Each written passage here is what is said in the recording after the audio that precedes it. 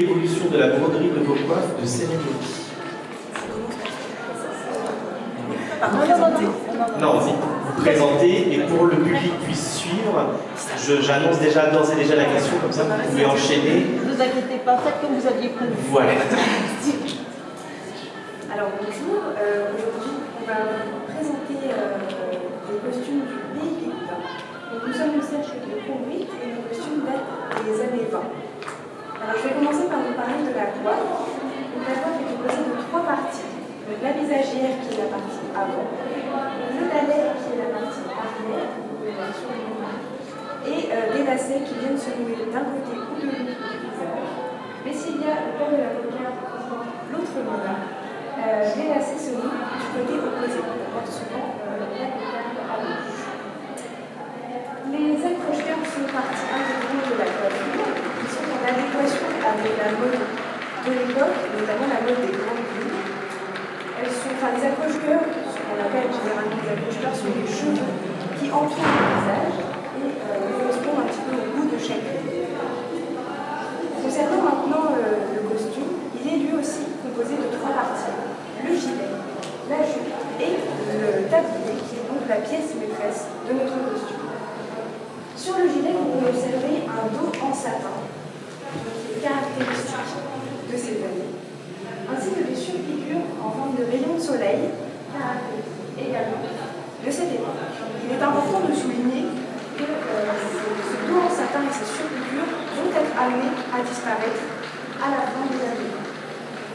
Les manches sont souples, larges et confortables, et on pourra même y ajouter des bas de manches ou des manchettes comme porte Mona là-bas, lors de grandes occasions. La jupe, quant à elle, est en bimatière, et souvent on va retrouver du satin ou de l'ottoman, de la taille jusqu'au hanche, donc c'est le début de la jupe, sinon le reste est en velours. Concernant maintenant les tabliers, on observe une grande diversité, tant au niveau des matières, des techniques utilisées, et même sur le tissu en lui-même. Par exemple, au niveau des techniques, on va retrouver du richodu, comme je porte actuellement. On retrouve différentes matières, du satin, du doupion de soie, de la soie, divers types de soie, avec différents matériaux, des perles, du fil de couleur, du fil noir, du fil d'or, avec par exemple des paillettes comme porte Joséphine et Merlin. Le tablier a une forme en pointe qui est donc caractéristique du pays Pékin. Elle est formée par deux pans, à l'inverse par exemple du pays classique qui est constitué de quatre pans. En ce qui concerne les chaussures, on en porte deux modèles. Les deux sont en pin et l'une est surmontée de petits nœuds, d'autres sont ajoutées avec des nœuds. La hauteur de nos jupes est un petit peu plus courte qu'à l'habitude en raison des besoins du travail.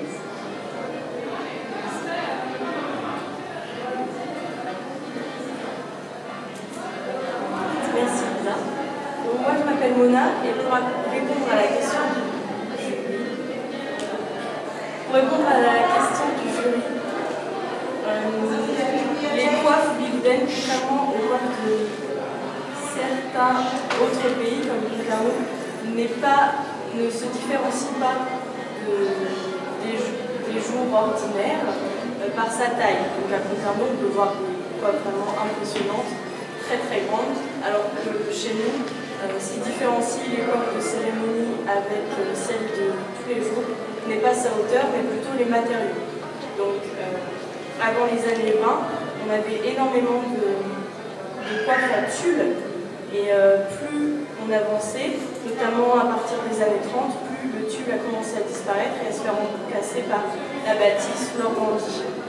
Le tulle a commencé à disparaître parce que c'est une raison d'amidonnage. En fait, le tulle est très compliqué à amidonner, et donc, comme chez nous, plus on avançait dans les années, plus la coiffe augmentait, et donc on demandait une matière plus simple à amidonner. C'est pour ça que le fil également a grossi au fur et à mesure des années. parce que c'est plus simple à évoluer également.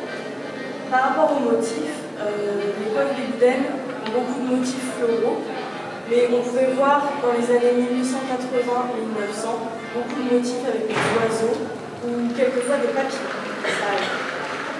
Ensuite, avant les années 20, on pouvait apercevoir certains points de broderie spécifiques au pays bigoudin, comme par exemple le point de feston en cascade.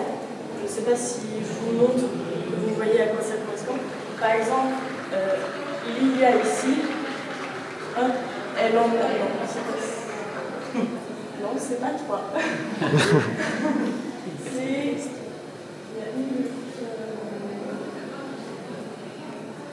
Non, on n'en a pas. En revanche, il y a un autre point bigoudin qu'on peut retrouver, au Naanga, ça s'appelle les œillets bigoudins. Donc c'est ici, ça s'est fait jusque dans les années 20, qui a ensuite été remplacé par un point qui ressemble à en fait une toile d'araignée. Donc on voit pas mal sur la coiffe d'Aziz ici. Donc merci. Et donc avec les années, comme je vous l'ai dit, la coiffe a augmenté et donc on a retrouvé beaucoup de points d'araignée parce qu'il permet de remplir facilement une coiffe. Donc voilà, et puis comme Père Jacques Esselias l'a dit en parlant des grandes coiffes, c'est une architecture fragile en dentelle. Parce que par moments, nous avons l'impression que les coiffes sont tellement travaillées que les motifs ont l'air de flotter. Donc voilà, merci.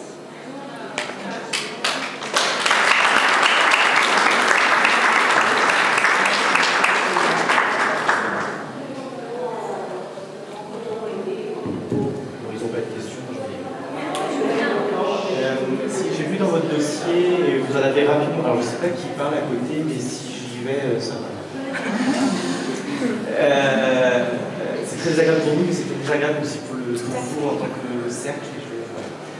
Vous parlez dans votre dossier que vous avez repris des motifs anciens pour vos tabliers et que vous êtes laissé cours à, entre guillemets, à l'adaptation du motif. Quelle est votre démarche dans cette adaptation? Est-ce que c'est pour singulariser chacun de vos motifs? Enfin, quelle est cette démarche autour de pourquoi ne pas avoir fait une copie conforme du motif? Pourquoi avoir voulu également entre guillemets, modifier le motif? Un petit peu, voilà, expliquez-moi cette démarche. En fait, je pense que la raison, bonjour, je m'appelle Mona aussi, on est dans l'équipe. La raison principale de ça, c'est que déjà, à partir du moment où on reproduit un costume, le point va jamais être exactement le même, on n'arrivera jamais à être parfaitement à l'identique, les matériaux qu'on trouve non plus ne seront pas les mêmes, le fil qu'on trouve non plus, enfin je vous apprends rien, les perles non plus, trouver des perles de G aujourd'hui, c'est le Saint Graal. Donc du coup, on ne veut pas être complètement dans la reproduction et le fait de les porter et de les faire vivre aujourd'hui, c'est aussi une forme d'évolution, de continuer l'évolution de la pièce. Et donc on a beau reproduire, recréer toute la silhouette en essayant de se rapprocher au plus proche des matières et des techniques, ça ne sera jamais de toute façon identique. Donc vous pouvez voir par exemple celui que porte Lisa, on vous l'a mis dans le dossier, vous avez vu la photo de l'ancien costume, de sa reconstitution et la photo de Célestine Barillon qui le portait.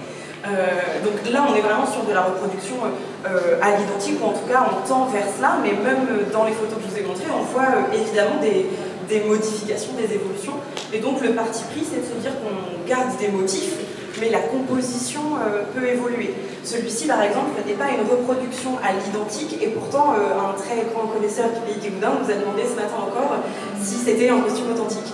Donc, et pourtant, il a été créé il a été brodé par Anne-Marie, et les motifs sont inspirés des motifs anciens, des tabliers de la même époque, soit qu'on a devant nous, ce qui est vraiment une grande chance dans ces cas-là, ou des photos. Et par exemple, dans le cas de photos, on n'a pas non plus la composition parfaite. Donc il y a des codes de composition qu'on reprend, typiquement sur le Richelieu des années 20, vous voyez 3 motifs, un devant, un dans chaque coin. Voilà, c'est assez typique de chacun des terroirs de toute façon. On se tient aux techniques de l'époque, au textile en tout cas au plus proche, mais on se donne une part de liberté aussi dans la création et dans la recréation. Merci beaucoup.